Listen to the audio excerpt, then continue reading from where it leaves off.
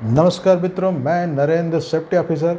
मित्रों, आज हम चर्चा करेंगे राष्ट्रीय अग्निशमन सेवा दिवस की। राष्ट्रीय अग्निशमन सेवा दिवस जो कि प्रतिवर्ष 14 अप्रैल को मनाया जाता है, इसके पीछे का इतिहास हम जानते हैं कि 14 अप्रैल 1944 को मुंबई डॉक यार्ड में खड़े एक जहाज़ फोर्ड स्टॉकिन्स, जिसमें कि बहुत बड़ी मात्रा में सोना और बारूद लदा था, उस जहाज़ में हुए भीषण अग्निकांड को रोकने के लिए हमारे अग्निवीरों ने अपने प्राणों की आहुति लगा दी थी।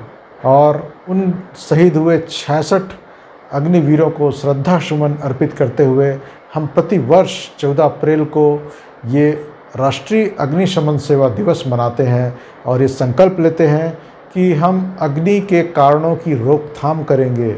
ये अग्नि लगे ही ना, उसके लिए प्रयत्नशील होते हैं। तो हम ऐसा क्या कर सकते हैं किसी भी संयंत्र में?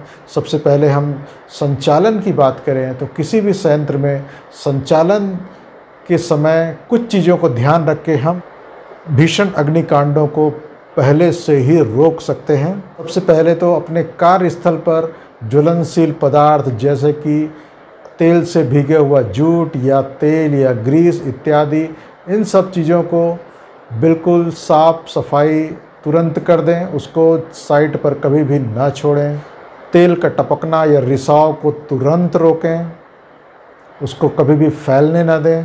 किसी भी केबल ट्रेंच, केबल ट्रे पर कोयला आदि ज्वलनशील पदार्थों के जमाव को तुरंत दूर करें, उसको जमने ही ना दें। जहाँ भी तेल का भंडारण हो रहा हो, स्विच यार्ड हो, ट्रांसफार्मर यार्ड हो, वहाँ पर आसपास उगने वाली झाड़ियाँ और घास फूस की नियमित सफाई अवश्य करते रहें।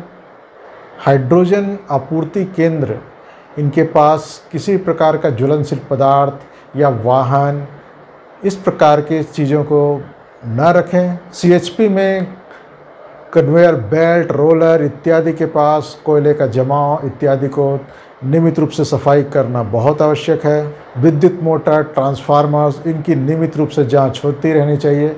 और किसी प्रकार का स्पार्किंग इत्यादि अगर हो रहा हो जो कि अग्नि दुर्घटना को आमंत्रण देता है, तो इस प्रकार की चीज़ों को तुरंत रोका जाए। टरबाइन फ्लोर, नियंत्रण कक्ष, स्टोर, ऑयल भंडारण क्षेत्र इत्यादि जितने भी ज्वलनशील पदार्थ जहाँ पर होने की संभावना है, उन सभी स्थानों पर धूम्रपान 100% निषेध होना चाहिए।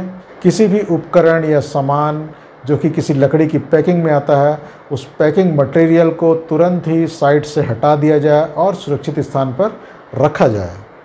अब हम देखते हैं कि संधारण कार्य करते समय किन किन सुरक्षा सावधानियों की ज़रूरत है ताकि अग्नि की दुर्घटना को रोका जा सके। कटिंग, वेल्डिंग करते समय जूट जो कि तेल से भीगा हुआ है या तेल, ग्रीस इत्यादि या अन्य किसी भी ज्वलनशील पदार्थ को आसपास बिल्कुल भी न रखें।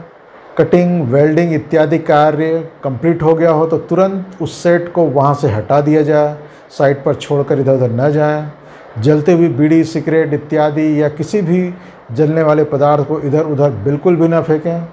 कटिंग, वेल्डिंग करते समय उचित अग्निशामक यंत्रों को और रेत से भरी हुई या पानी से भरी हुई बाल्टी आसपास रखना बहुत ज़रूरी है।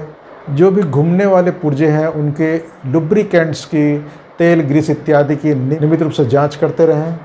विद्युत उपकरणों के अर्थिंग, तार इत्यादि में कोई ढीलापन तो नहीं आ गया, इसकी नियमित रूप से जांच आवश्यक है।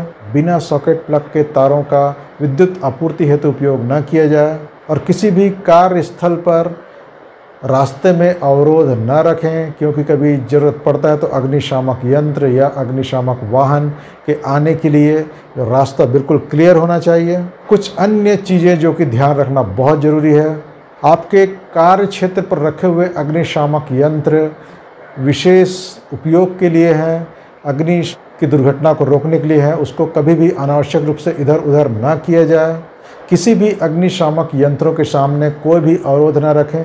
जब भी आवश्यकता हो तो तुरंत वहां तक सीधी पहुंच हो, इसका विशेष ध्यान रखा जाए। अग्निशामक यंत्र अगर खाली हो गया हो तो उसकी सूचना तुरंत अग्निशमन विभाग को दिया जाए।